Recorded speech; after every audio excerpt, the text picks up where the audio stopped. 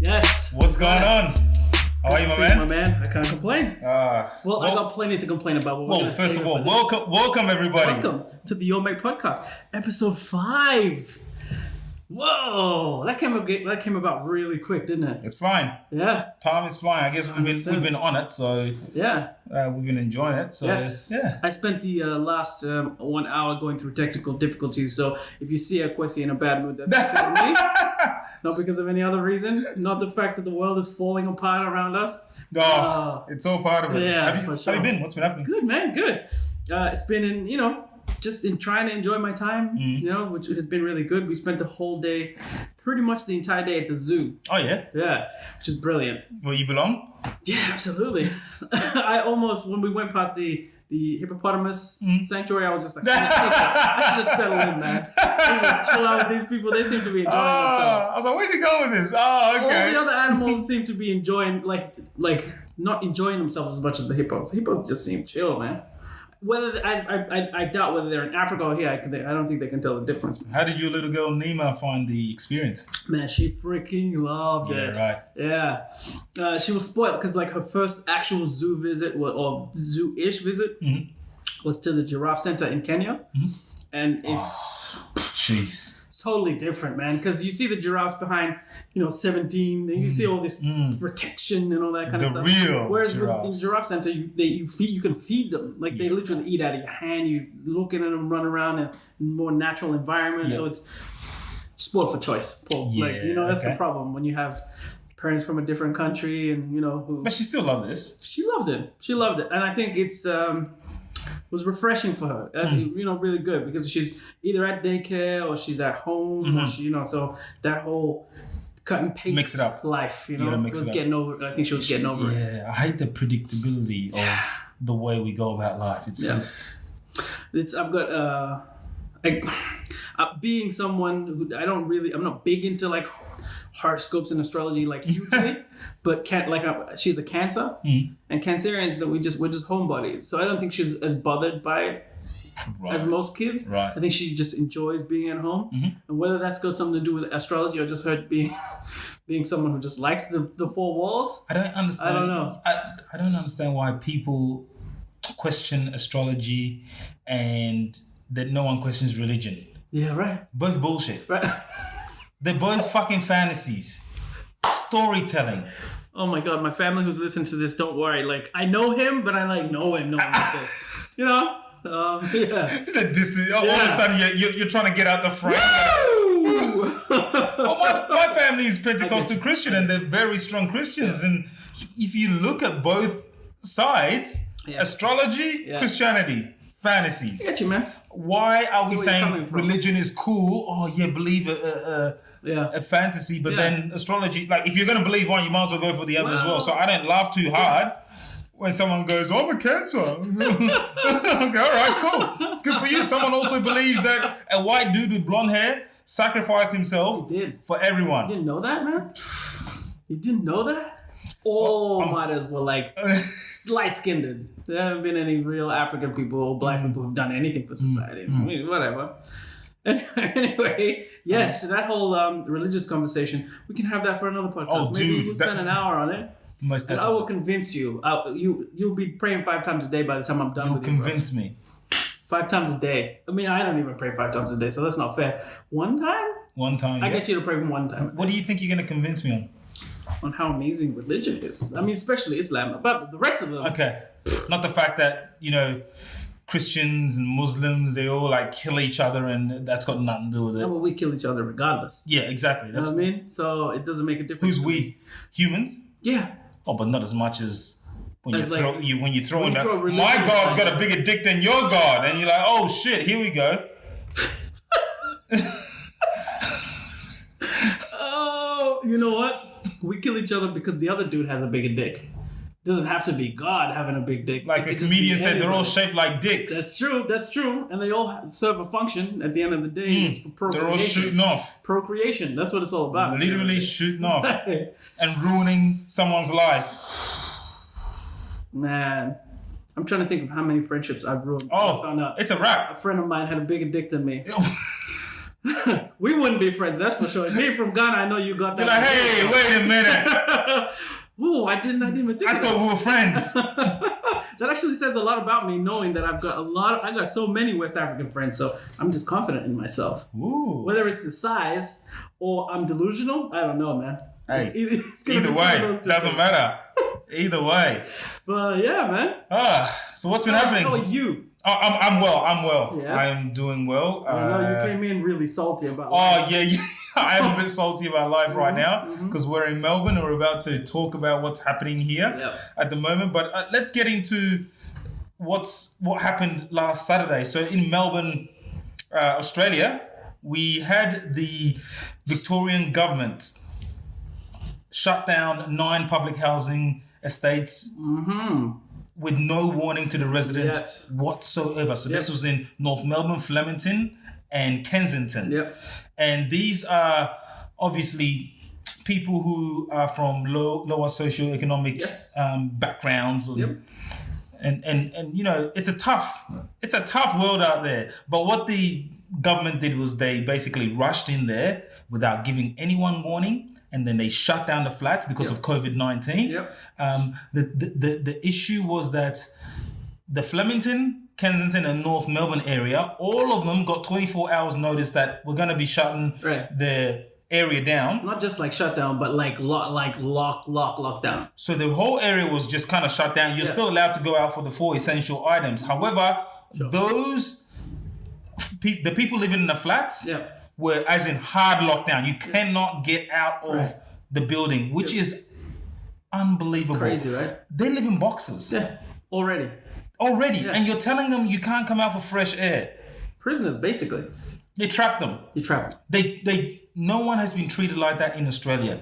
So for the Victorian government to do that, I thought it was a disgrace. It's a disgrace. Absolutely. Couldn't agree with you more. You can't do that. You treat human beings like that, and they're going to act out. Yeah, of course. We want them to trust us. Of course. Why would they? I don't know. It's a stupid move. I was in there, I would... Stupid move, man. It's a really harsh move. It's unfair. It's extremely unfair to do that to a group of people just because, you know, and I see online a lot of people saying, oh, well, our tax dollars pay them for them to have housing, so they need to kind of suck it up and, you know... Great. They still pay money. I bet they do. They don't live there completely rent-free. They might not be paying as much as you or I living in where we live in. I'm going to give away too much about where we live, but I live in Pasco Vale. I'm not ashamed of that fact. It's not like I live in freaking, Richmond. So they pay. They still pay money. It's not like they're not paying something back to the government. And it's not like they're living in fancy homes. They're not living in mansions, bruv. You're not paying someone to live in a mansion. Those flats are pretty dismal. Oh, do you know what they've been calling it? Which is really vertical cruise ships. How dare you say it's... What? I keep hearing that over and over. Who used that term? Over and over, I keep hearing it. Now I'm just angry. Vertical cruise ships. You're calling that a cruise ship? You're calling those boxes a cruise ship? Come on. So you're basically saying they're living in luxury. Have you seen a cruise ship before? Cruise ships suck, dude. I don't like them in the first place. But they are fancy. But they are very fancy. They are fancy. And to say it's a vertical cruise ship, people are just... Yeah, right. Like you could just go out and get a buffet and see go-go dancers. Right. Whatever, jump in the pool. You know what? Do whatever the hell you want. What really pisses me off about it is because I have family, genuine family, like relatives who live in the Flemington flats. Yeah, right. And I've visited there on and off a million times since we moved to Australia. Like, I can't even tell you. And I remember one time we had someone who passed away who lived in the flats, and I was visiting because we mourn essentially over a 2 to 3 day period. So I was visiting the flats 3 days in a row using the elevator, and you go up, and obviously the elevators. It's a government complex, right? So they need to be cleaned by government people. Yep. I saw over that 3 day span there was urine in the corner and vomit. And no one had cleaned it for the full 3 days. Yeah. And I was like, okay, how long has that been there? Has it been there a whole week since before I came? Shit. And then they're like, okay, so it's their fault that they're spreading the disease because maybe think about the sanitary, like how well they sanitize the building first. If the government had cleaned the facilities a little better, maybe it wouldn't be so easy to spread disease by just touching surfaces, you know. It's frustrating because, you know, I go online, and I see what people write and I hear what people kind of on radio kind of say. Yeah. It is incredible the lack of empathy human beings have. You know, I'm going to go on a little bit of a rant about this. Go, man, go. It basically, I think of all this as, okay, so first of all, us human beings... Don't second guess what you're saying. No, I'm not. With human beings, if you're having a conversation with people who think that they earned all of what they've got, you need to kind of bring them down and say, okay, you got lucky as a human being. You won the ovarian lottery. We've said this before. It's a thing. You got lucky to be born to your parents. 100%. So you got a leg up somehow. Maybe you worked on it and you built on it. Yeah. Good on you. Yeah. But you won the ovarian lottery. So calm the fuck down. The first thing you need to do is say, all right, I got lucky. None of them think that. I think if you bring him back and say, by the way, you got lucky, they would actually get it and go, oh, okay, I got it. But no one thinks that they got lucky. Everyone thinks that it's through their hard work. Yep. They're successful because of that. Right. It's like, you're kidding yourself. Yep. Life doesn't work that way. Some people don't have arms or legs, metaphorically speaking. True. So you and I might be able to pull ourselves by the bootstraps. Yeah. You know, that's what people say, pull yourself by the bootstraps. It doesn't always work that way. Not everybody can. True. Right? Because like I said, some people are not born with legs, metaphorically speaking. Yeah. Yeah. So pulling what up? You know, some people literally aren't born with arms, one eye missing. Yep.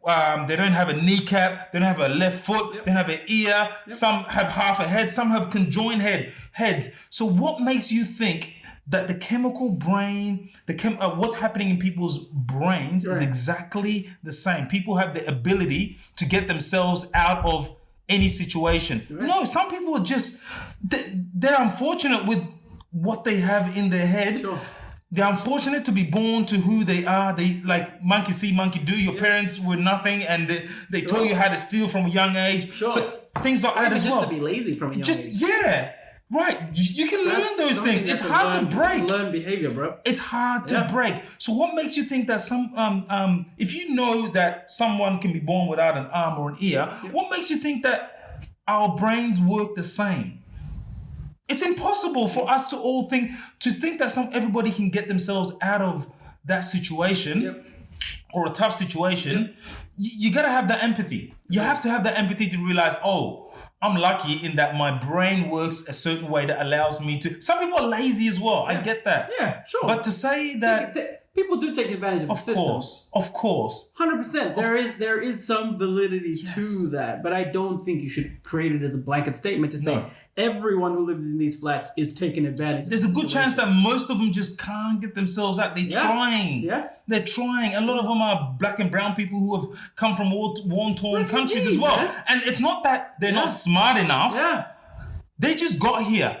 And so people rotate out of that place, right? Yep. So just because they just got here doesn't mean that they deserve to be where they are. 100%. 100%. They have to move from a tough situation into this. So they need a little bit of assistance, a little bit of empathy. So for 100%. People who are sitting outside pointing a finger at these people, they should be grateful that it's only 5 days, or they should be grateful that the government's helping them out. They said 5 days, by the way. They verbally said 5 days, but in writing apparently said 14. So they can hold them. Serious? Yes, so they can hold them for 14 days. No. And I listened to Daniel Andrews speak a couple days later after they locked them down. I heard him speak and I listened to him carefully. And the words that he used was along the lines of, after the 5 days, we will reassess. And I was like, oh. He does that to all of us, though. Oh, okay. He always does that. He gives us those 4 weeks, 6 weeks limits, and then he'll say, hey. Yeah, but if 2 weeks from now, we'll check back in. Sorry, guys. Fuck you, you're stuck back in your homes. But to lock people in a box and say 5 days, but then you say, you know what? Yeah. We'll reassess after the 5. You have no plans on letting them out after 5 because you're going to come up with some bullshit to keep him in for a little bit longer. 100%. And dude, they're not giving the people medicine. a lot of people are diabetic or whatever the, medications they need. Yes. They're not giving them food. A lot of them need nappies for their children. They're not really helping these people. And on top of that, the community is helping out. People are donating. Preface, Akwasi and his partner were volunteering. So they were actually in the center where they had all these goods. Just so you guys know, he's not just talking because he's actually been there doing it. So she was volunteering and she asked me if I could. Initially I was like, no, I can't. Yeah. And then later on I was like, oh, I got time, let's go, let's do it. So gave her a hand, and what they've been doing is it came to a point they stopped, as in the police were stopping people people in the towers from receiving the goods that were being volunteered to them, that were being donated to them. Yeah. They're taking it and putting it aside. Right. They're taking it away from them. It's like, you're not doing your job. Other people are having to do it for you, and you're taking it away from these vulnerable people who are stuck in the buildings. Yeah. That is disgraceful. Absolutely. They had no plan. Whatsoever. Taking it a step back, this was the language that Daniel Andrews was using was saying that it was essentially their fault that they were catching this disease because they cluster and because they were ignoring the rules and bringing the disease back into the building. This is something that the government should, that they live in close quarters. This is something the government should have planned for. Instead of cleaning, a fancy dog park in Richmond, go to those fucking towers and clean them. Just make sure all the surfaces are clean. Spend a bit more. That there's like 3,000 people who live in each one of those buildings. Why don't you fucking spend the time cleaning those buildings to make sure the disease isn't being spread? Or, I don't know, better ventilation in those buildings or whatever. It's a failed strategy and planning that caused this kind of spread of disease to happen in the first place. And then to flip it and say that it was their fault is bullshit. Outright bullshit. How did they not know that this might be an issue? Yes. People stacked on top of each other. Yes, absolutely. I don't know, man. That's a failing too. How's your planning? Bad. And then you know what? I was actually giving. I will give credit where credit is due when it is due. And I know people are saying he's doing his best or the Victorian government is doing their best. Are they? I thought for a period of time, I was like, yes, you know what? We're doing well. Me too. We got out of this process. Everything's going okay. But to miss this, to set up hubs of mandatory testing outside of Northland Shopping Centre, but not doing it outside of, or free testing, not doing it outside of Flemington. What's we do have Department of Housing. They understand that these towers are there. They understand that not just these towers, hotels as well. Yep. Which we're going to get into in a second, but people are stacked on top of each other. Exactly, man. So close proximity, bro. Really close. There has to be a big chance of this spreading among them. Yes. Yeah. So that's their fault for not planning. 100%. And the fact that I can tell you, being in those buildings so many times, whether it's North Melbourne or Flemington, so many times, I'll tell you that those buildings are not cleaned properly. Right. And that's important because this COVID-19 disease, when you touch a surface, the disease lasts longer on that surface than it does airborne. Yeah. Right? Yeah, so you should be thinking about that. You should be wiping down the surfaces constantly. The inhumane way in which they snuck up on them and just locked the whole place down with no warning whatsoever. No one in, no one out. Yep. They just locked them. My girlfriend was telling me that her friend had a daughter whose mum was babysitting her child in the flat. She had to walk in there. Oh. She eventually got the child out immediately after complaining and making a scene. They gave her child and she was able to leave. They tested the baby. No, I don't think they did. They get. But I'm not too sure what happened there. But she was able to get her child. That could have been a disaster. So that woman's mum would have been in the towers. Yep. With her granddaughter. Far out. And these guys were just going to go, no one's coming in and out. So basically, there are people who are like in their 80s or apparently 70s and 80s living in there. No, there are lots of old people in those. I had no idea. Lots, man. Lots. That's rough. Yeah, well, if you come here as someone who's in your 60s to Australia, and then you... Do they allow a lot of people in their 60s? I mean, when you're someone who's really running from a war-torn country, age shouldn't matter. It shouldn't. So if you're 60 years old and you're moving here, and you... Firstly, you're already basically at the age of retirement. Who's going to give you a job? Sure. Oh, these people don't do... Blah, blah, blah. A 60-year-old person's not going to get a job at Macca's, bro.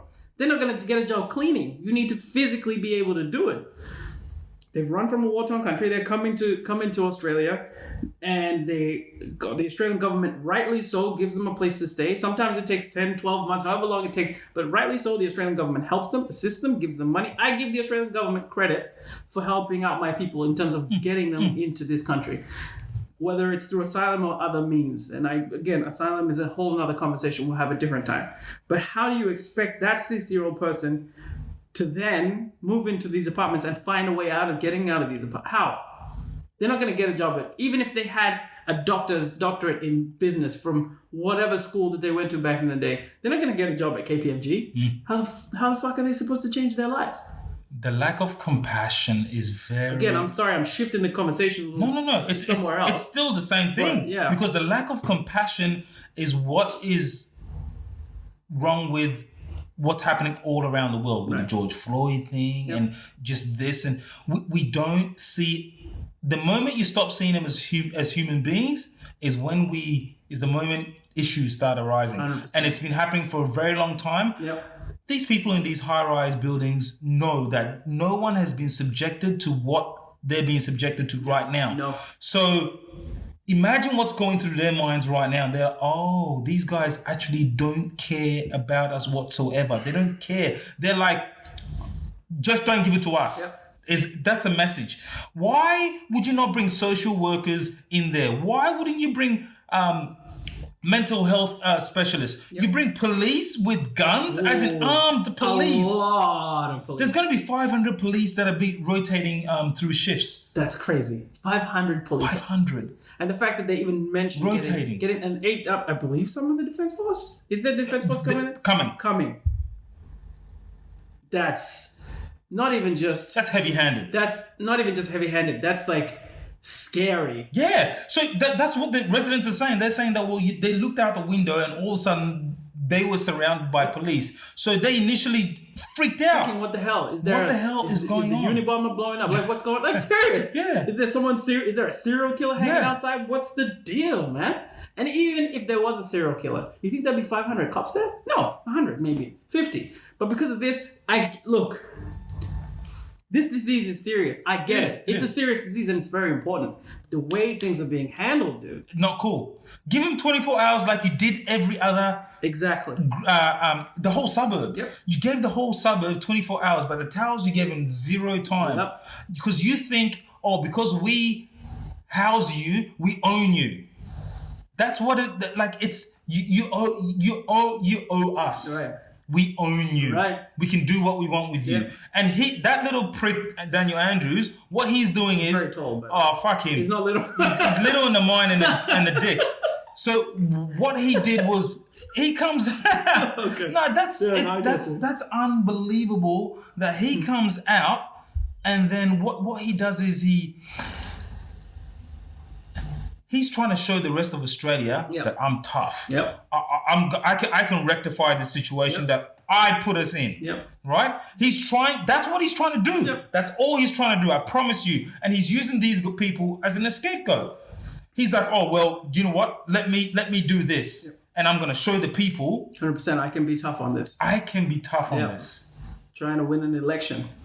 Or whenever the next election is. It next year? Whenever it is. Whenever it is. But he stuffed up, right? And so which we're going to get into right now. Because he stuffed up, he's trying to show the rest of Australia that I can be tough on this virus and I'm not at fault. Yep.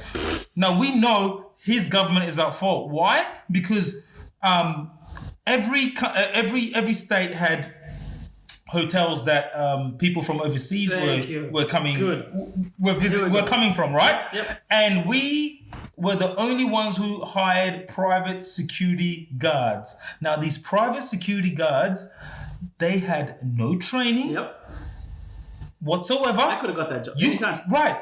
There was one dude, apparently he got there and he's like, okay, so what's the training? They said, the dude on level whatever is will tell you. He didn't know either. That's his first day there as well. Some of them didn't know, some of the security guards didn't even know that they were dealing with people with COVID. Yep.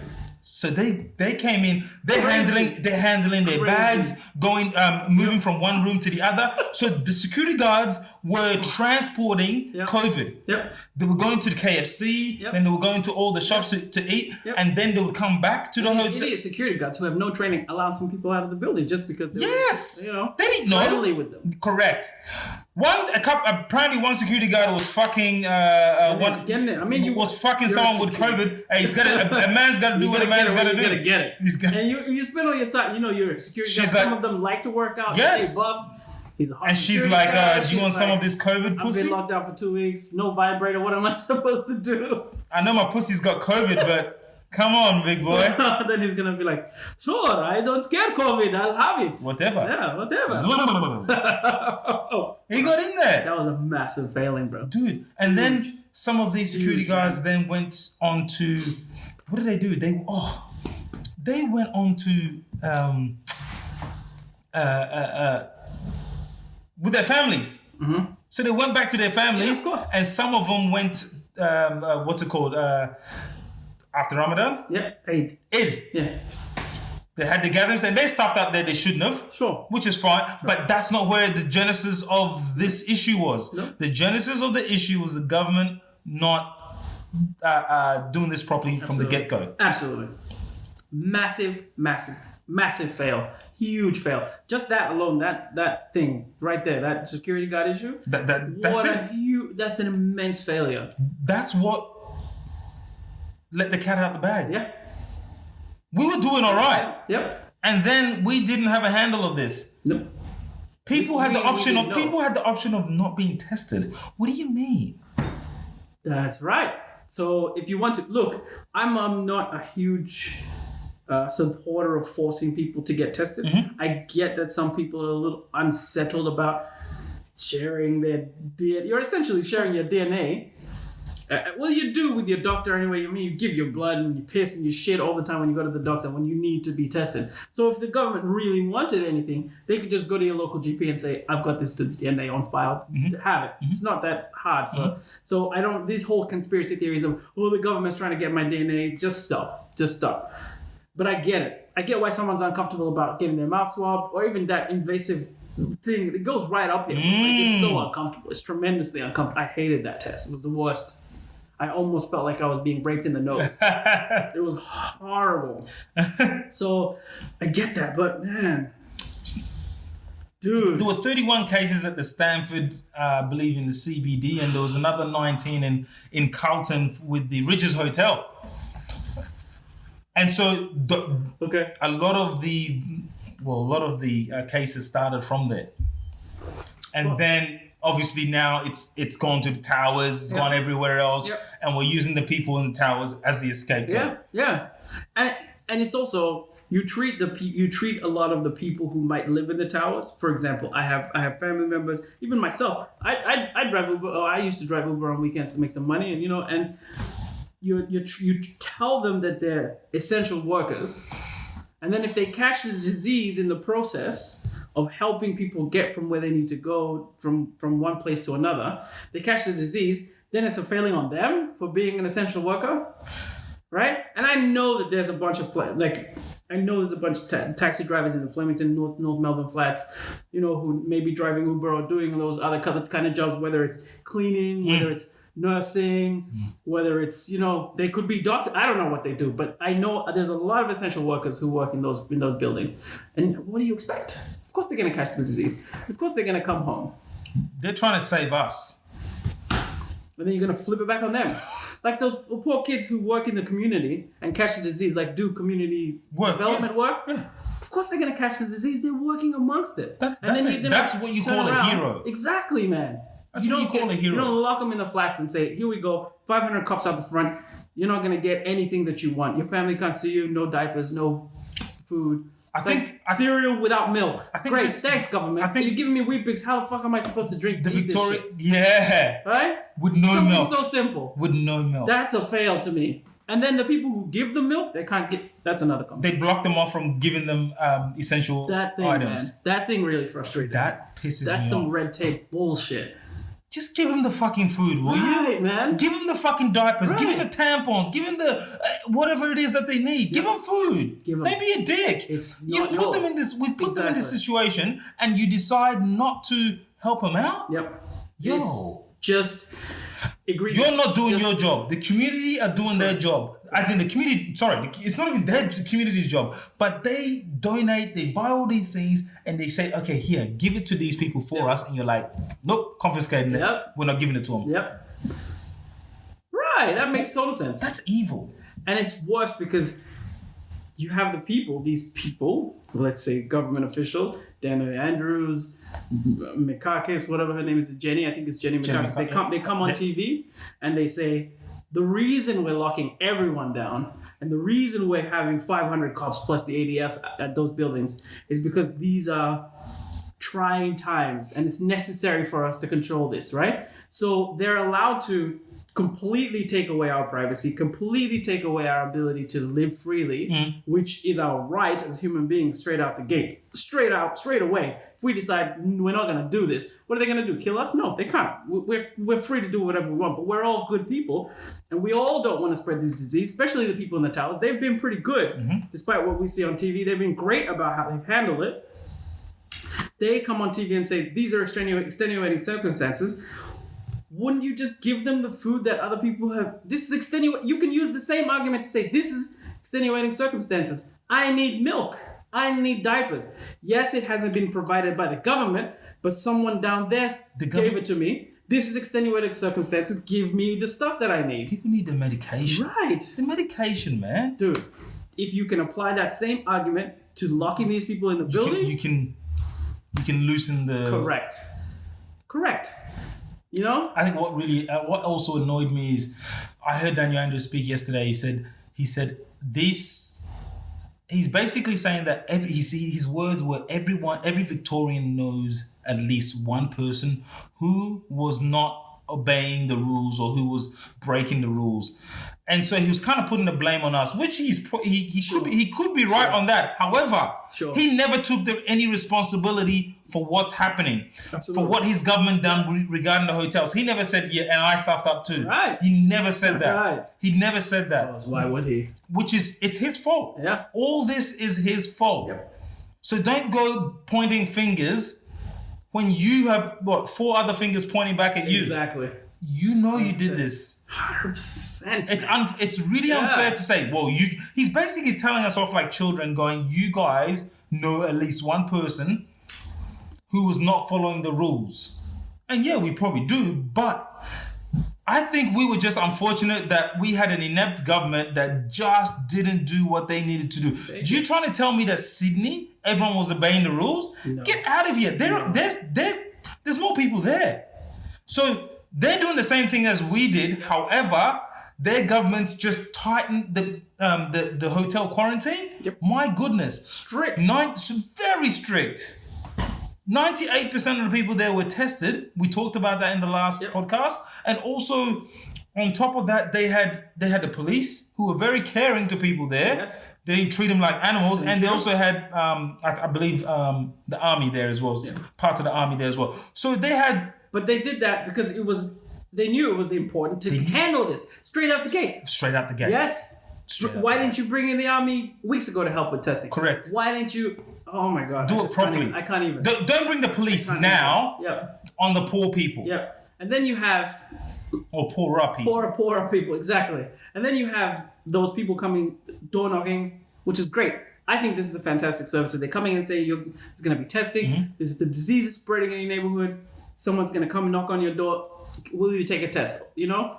They have people who aren't even qualified nurses doing that. And there are so many unemployed healthcare professionals out there right now. You're right.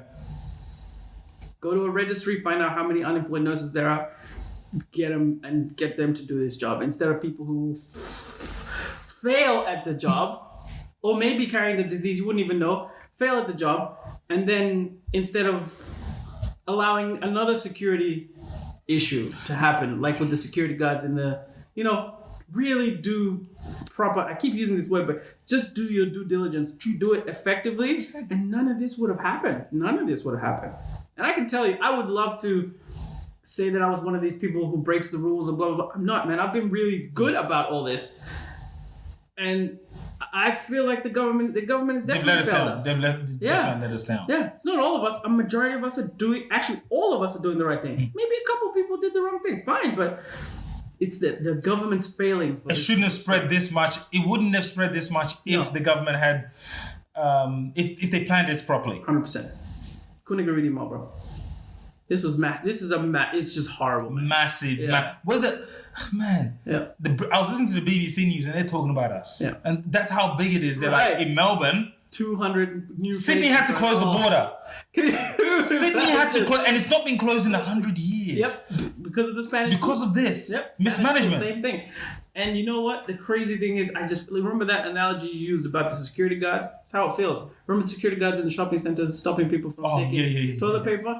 That's literally what Sydney had to do to us, man. She's like, nah, I know you motherfuckers are going to cross the border. Just stay. We're all trying to get out of Melbourne. We don't want to be here, stuck here with this terrible government making us do. Oh, man. Bad decision making. Yeah, dude. Just bad. Dude. Deal with it. Oh. Deal with it properly from the get-go. Wouldn't be in this problem. Yeah. I mean, the hotels, man, I'm telling you. It was too lax. Just ridiculous. They just did what they wanted. And they allowed people back into the community and wondered why it spread. Yeah. Why do you reckon it spread? Far out. Exactly that. Yeah. It's a bit frustrating. It is frustrating. How could you not be frustrated? 6 weeks. I got to deal with 6 weeks of this. know. I walked into your house with just frustrated. Man, this is the last session you were also in this Yeah. as well. Yeah, it's not, man. It's not good. I feel like I'm on my period or some shit. You need some chocolate? I'm so annoyed. Like No. I hate things that could have been avoided. Oh, if it just blindsided you, damn, I didn't see that one coming. Yeah. Stevie Wonder could see this one coming. He probably did. He did. He's like, nah, I can tell you. No, I'm staying. I just want to say, Melbourne, you're fucked. Like, it was going to happen. It was always going to happen. Fuck, man. Yeah, it's really shitty. It's just crap. Man, this is embarrassing. The rest of Australia looking at us like, oh, what This a fail. ridiculous. And we were like leading from the front. We were doing so well. We were crushing it, kicking goals, and then I don't know. He keeps saying that we got complacent. I'm like, I don't think we got complacent. I think the government didn't do the right thing initially with the hotel quarantines. Yeah, exactly. Because I can tell you that once restrictions eased in Sydney, I can tell you for a fact people were just going back to the beaches. Of course people they were. Still doing the same shit that caused the disease to spread in the first place.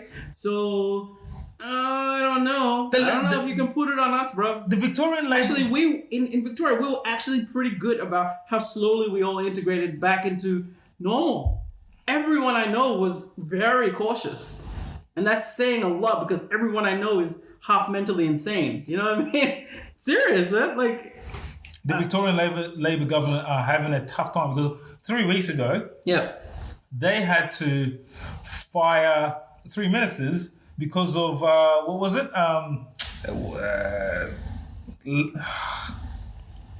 Branch stacking. That's right. Branch stacking. That's right. Yeah. So that followed straight away with this. Yeah. Branch stacking there and Sydney too. Sydney had the problem. Oh, did they? Yeah. Didn't remember for Hurstville or something like that. Anyway, that's a whole nother conversation I'd love to talk about. Really? Because his constituency is massively Asian. So if he's... The Sydney one? The one in Sydney. If he's got people who are Asian within his constituency. Of course, you're going to have Asian advisors. Of course, you're going to be close to. Why wouldn't you be close to the Chinese government to a certain extent? But again, when I'm shifting the conversation, that's a really interesting convo we should have next time. Yeah, this. All I'm saying is your mate Daniel Andrews fails, man. Fails. He has just failed us at the next level. Yeah. You can have him. He's definitely your mate. He's definitely your mate. I supported him. And the most frustrating part about it is I overly vote green. I'm a green. I'm actually I don't care. I'm not ashamed. I'm a member of the Greens Party. Oh right, I'm an actual member. I'm a card carrier. I always vote green as well. Party. So, but I always liked that. I liked Daniel Andrews. So I voted for him. I've liked him up until this point. Me too. I've gone, this guy he's doing the right thing. Yep. Up until this point, I was like, oh, dude, put your hand up. I fucked up. Yep. Don't look at the rest of us. Fuck this whole re-election bullshit. And it actually humanizes you. Yes. I would vote for you more if you were just like, dude, guy, I messed up. Please, let's work together. My bad.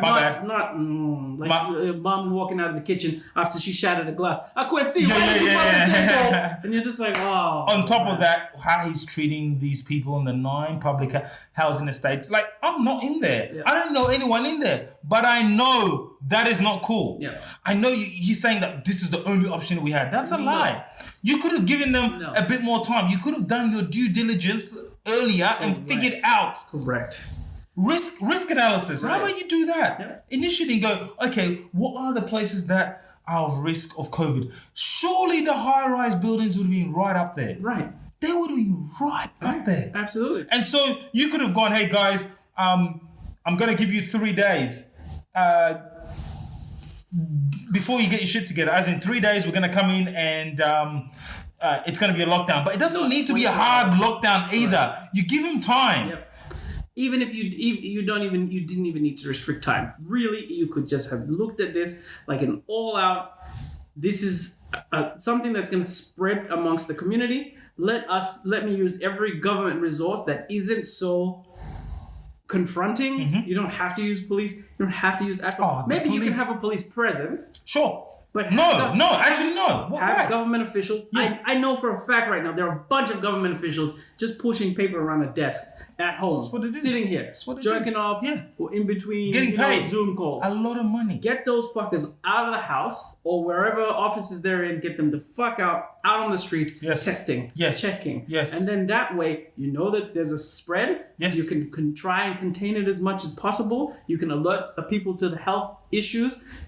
Give away masks. Give away sanitizer. Make sure the building is clean. You could handle it that way instead of locking down everybody and putting the police out there and putting ADFA out there and literally treating them like prison. To do it last minute tells me that you messed up. You messed up in the first place. You basically indirectly told me that you stuffed up. Oh, it's a knee-jerk reaction. Oh shit, I better do this. Yeah. Well, why? It should never be, oh shit, I should do this. 100%, man. It should have been gradual. Yep. Oh, I know what to do. Okay, guys, listen, you guys, where you live and how we built this building, this high-rise, you guys are... How we maintain it, let's not forget that. Yeah. Everyone knows those buildings are disgusting. They are disgusting. Yeah. People's homes are clean. But the buildings are gross, bro. Yeah. They don't clean it, right? No, man. Okay. No, they're not effective. I don't know much about those buildings, so I can't... 3 days straight, Akwasi. Yep. Urine and vomit in the same lift. Yeah, right. Sitting there 3 days straight. No one cleaned it. Whether that's a government official putting his hand up or cleaner saying, no, this is the 5th time I've done this. I'm not doing it again. Well, get the fuck out of here. What are you paid for? That's your job. Government cleaners probably get paid more than I did in my agency jobs. You know? Serious. They probably do. No. This is a failing on every level. So, anyway, that means with all this said, we're stuck in the house for 6 weeks. 6 weeks. Yeah. We're talking about how we're going to record our podcast, and it's just... We'll figure it out. This will happen. You need us. Yeah. We need you. So this will definitely happen, but I'm very frustrated, man. Sure, man. Because things were kind of happening. I was getting things going back again, and now we're just going to be stuck in home for 6 weeks, and it's like, we've done this before. It wasn't fun at all. Talk to me. How is this going to affect you now? Just... So many ways.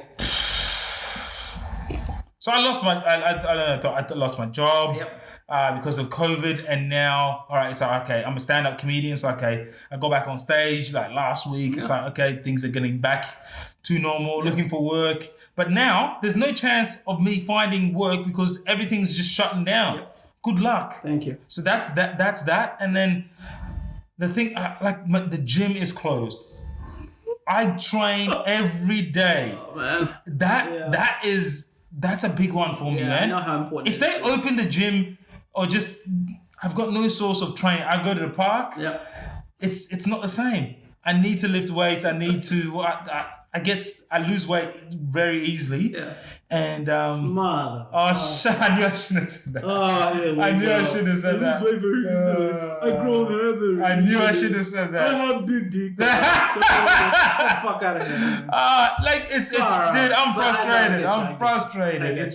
But yeah, so. That whole thing that you've just been working on sets for 3 months, like getting ready to go. And then you actually get a taste of it. And then someone's like, nope. Rug. I have to mentally get myself back into, because I was in a stoic mode in those 6 weeks. I was like, it is what it is. You can't change it. Yeah. Let's go. And I wrote a lot of when I say write, I mean comedy. Yep. Wrote a lot. I did a lot during that time. Things that I didn't want to do or that I've been kind of procrastinating about. Yep. And as soon as we started this is a thing. Right. This is one. Yeah, this is one of them. Yeah. We started this together, and then it's like, okay, cool.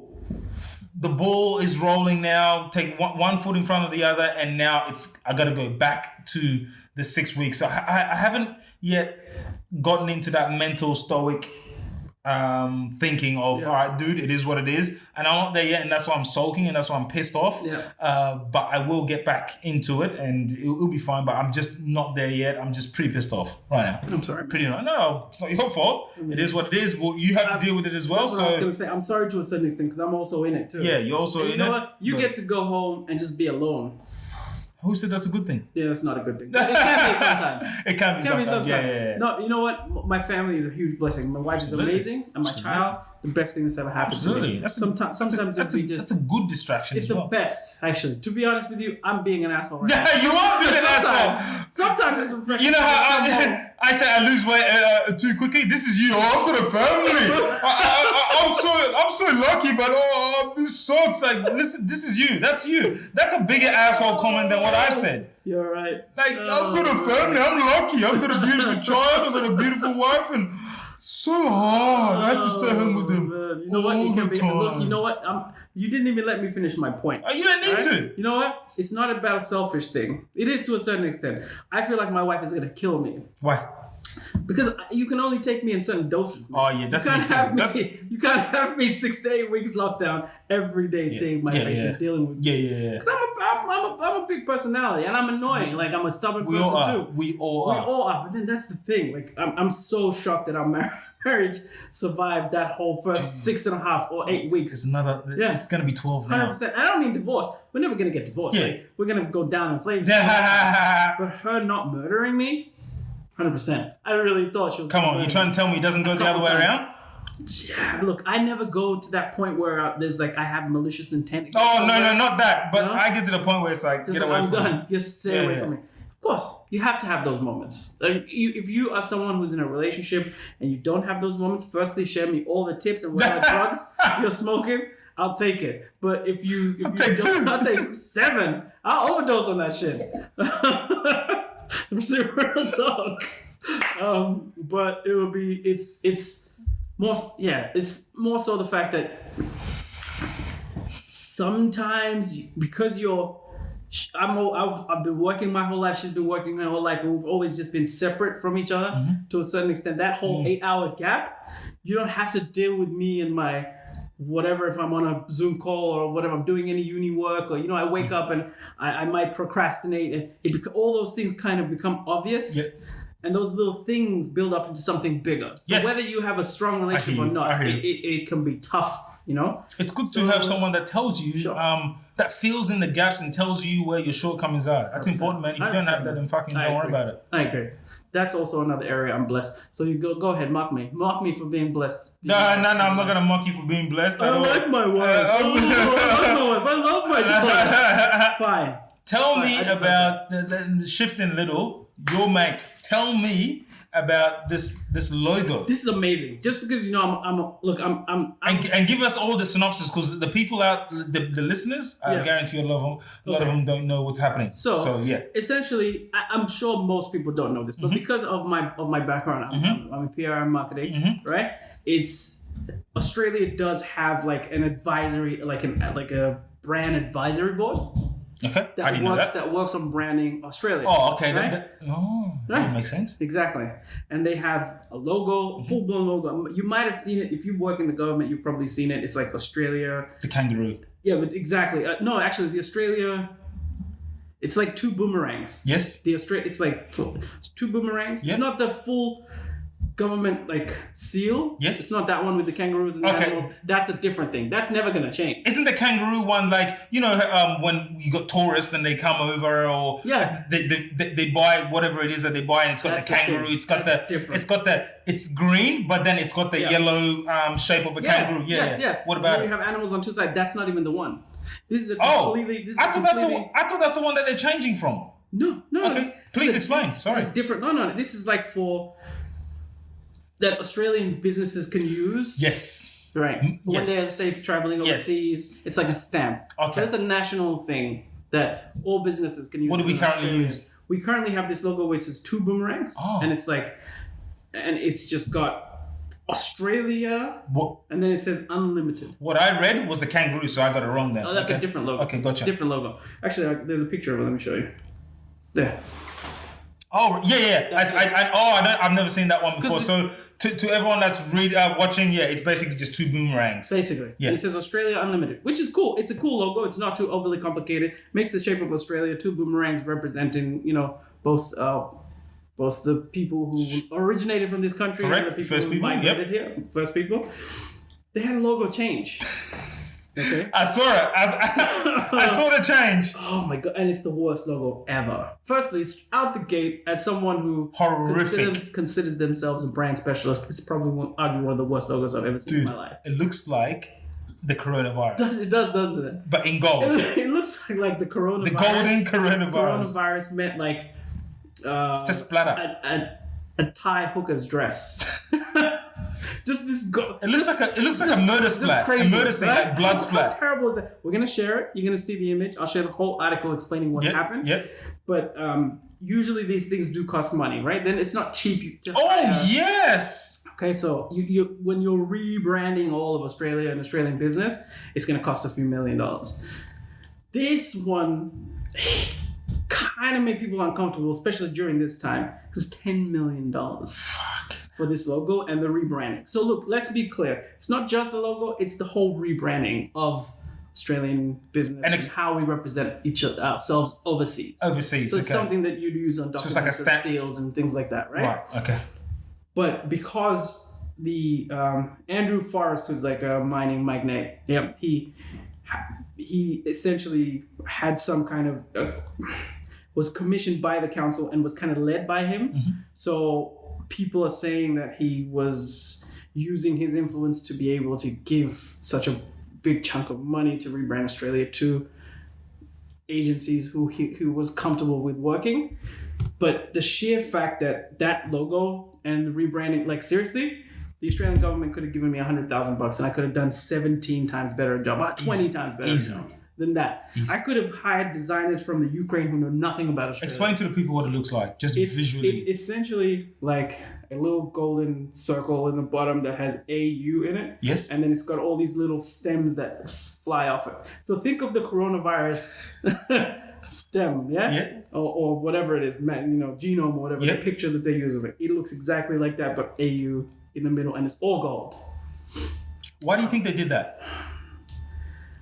Because it's 2020, okay. I'm assuming it's the time, and I think because of everything that's going on, I think it's they thought they'll get with the times and Corona. Correct. Corona it up. It could be they might have thought of Corona might have influenced the logo, but I think it was just time for a change because that logo had been around for a long time. How long's a long time? Oh God, When was the last time that was changed? I would say 10, maybe 20 years. Okay. So it's usually every 10, 20, 30 years. It's usually big milestone years. So it's been a while. Yep. So 2020 is an important year. I mean, everyone was doing big things. There were all sorts of agencies, businesses, companies who were changing things over. And then given what's happening in Australia right now with COVID and, with the fact that the economy is failing, that they probably thought, this is a good way for us to revamp our image overseas, which is fine.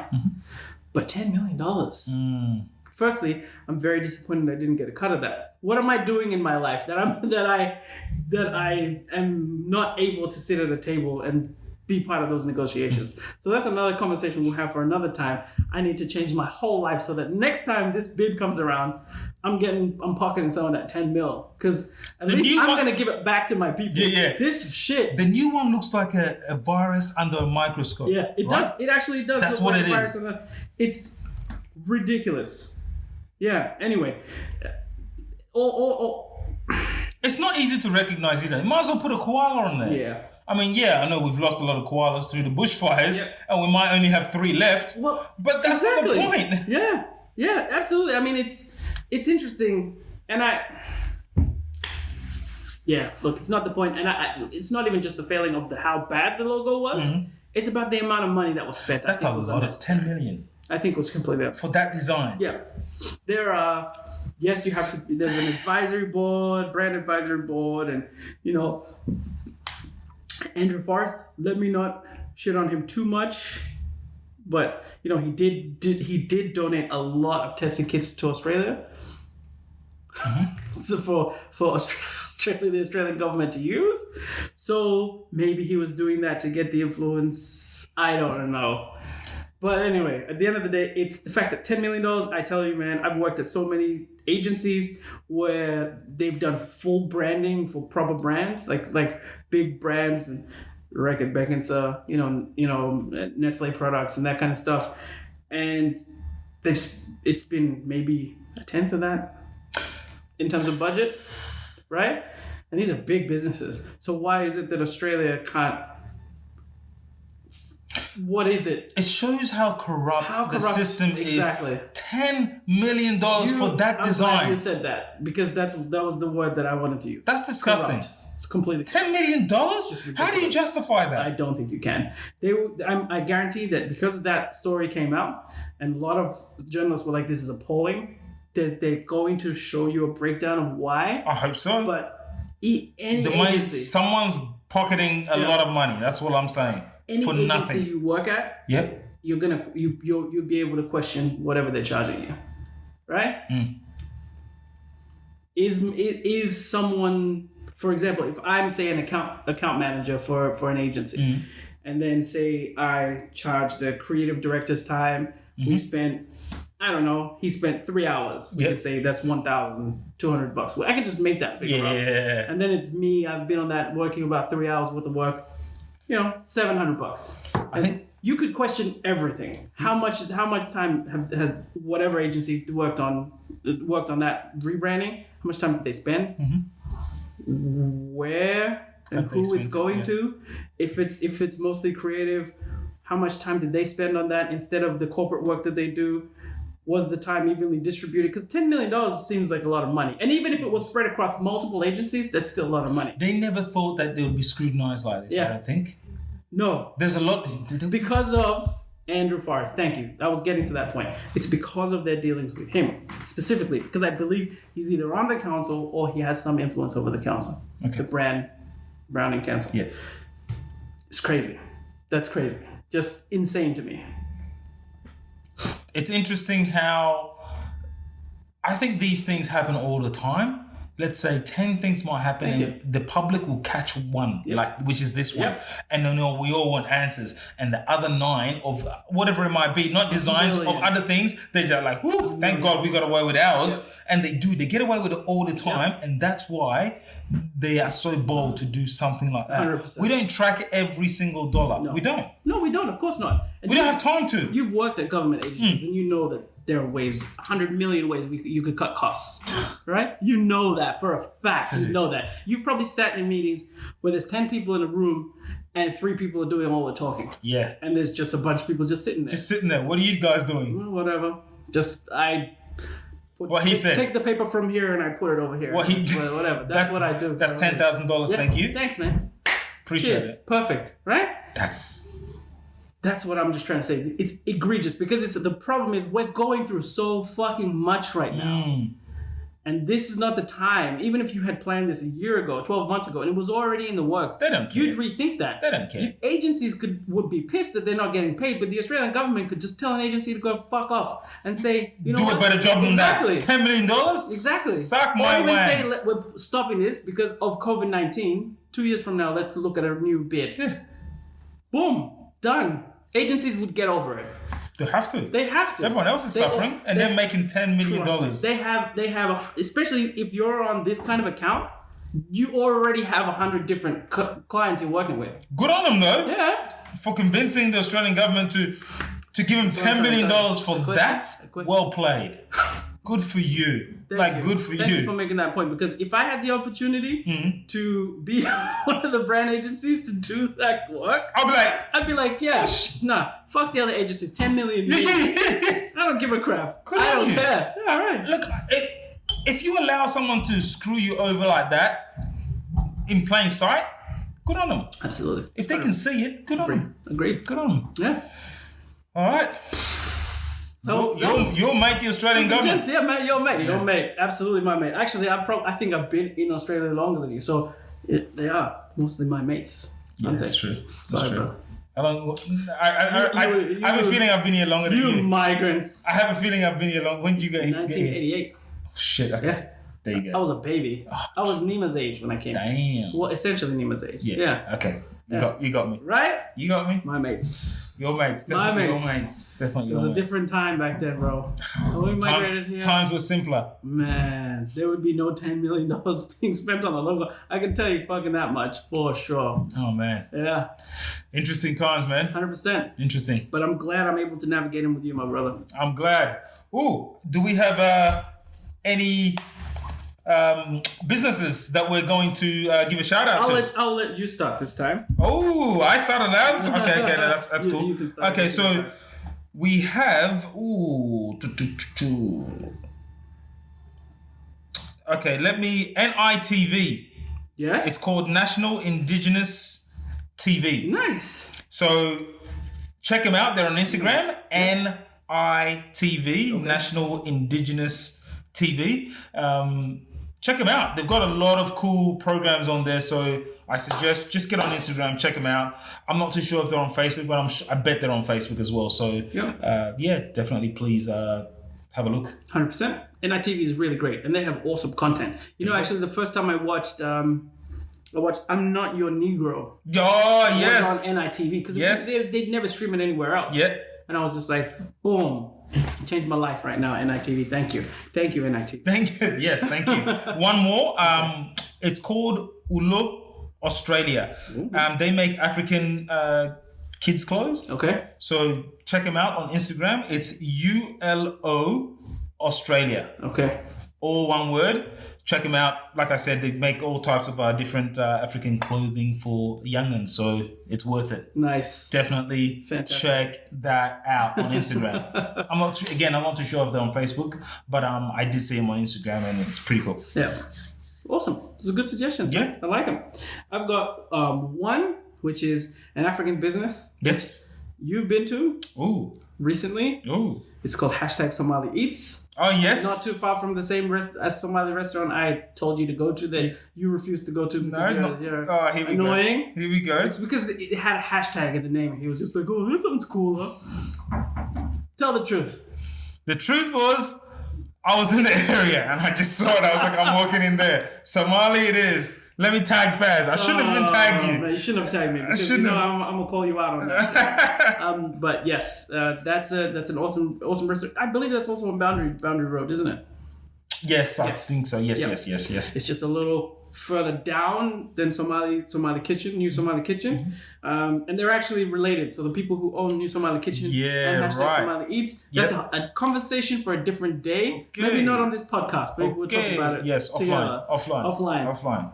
So please frequent that place. They do make awesome food. Akwasi's been there. The food is very good. I support Somali businesses. I don't care the politics. I don't care what tribe you're from, who you're related to. I don't give a crap. I'm gonna eat at your venue if your food is good. But I'm just talking about those two specific because they fantastic customer service for one. Very lovely people, and on top of that, Amram will take care of you, and also the food is spectacular. Fucking dope. Done. Another one. This is not an African business. Ooh, so that's cool. I'm going to shout out a business that took care of me massively. There you go. Okay, I had to do this. It's called Rosso Coffee Roasters. Okay? Yes. They make single origin blends, and quite often they have a rotation of African single origin coffee blends. Yes. I tasted one recently at a cafe that I went to across the road from my house. Yep. Bought it, and then they were like, "Oh, we're out. We don't have it." And I think the roaster is no longer going to be bringing it to the store. Oh. So I was like, "Fuck! I need to get my hands on this." So I went to their online store, and they were like, "Yeah, cool. You can just order it online." I was like, "You know what? I really love it. I'm gonna order your products." 2 seconds later, one of the people who worked there, his name is Ramez. I'm not sure what his role is there. But he pinged me a message on my personal phone. That's awesome. And he was like, you love our coffee that much? I was like, yes. He was like, I'm going to come to your neighborhood and I'm dropping off 2 bags for you. Oh! Yeah. He came here? Came to my neighborhood. Oh. Went through all the danger zones. He did, serious. No word of lie, because I think they're based in Flinders Lane. Yep. So came all the way over here, dropped off the coffee for me. 2 bags. That's pretty cool. Of Kenyan Gichugu. I've shared it. It's a very amazing region. They grow amazing coffee there, and it's AA. It's beautiful. Rosso Coffee Roasters support because they support us. And the minute they heard that I was from the East African region, they were just like, "We're on it. We're gonna get you." That's pretty cool. Boom. That's pretty cool. It was the best, man. Best day ever. I already shouted them out on social, so I'll share all the links. But I thought, gotta give credit where credit's due. You don't have to be a black business to. No. If you support black people, we support you. We support you. Yeah, absolutely. Yeah. Awesome. It's a good one. Good chat, man.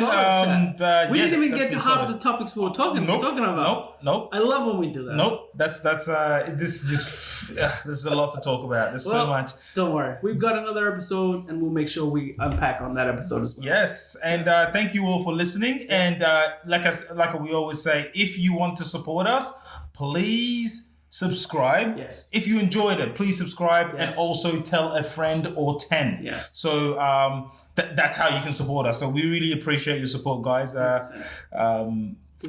And we're everywhere. We're on every podcasting platform essentially now, except for iHeartRadio. That's coming soon. Outside of that, we're on YouTube. Akwasi spends a lot of time posting those videos. Yep. So check us out on YouTube, Instagram. Yep. And also, like Faarah said, we're on every single podcast and streaming ones. Yes, the important ones. All the ones that allow me on your platform. You're important to me if you allow me on your platform. Beautiful. Yeah. That's it. Thanks, guys. Thank you for your time. Have a good one. Cheers. Peace.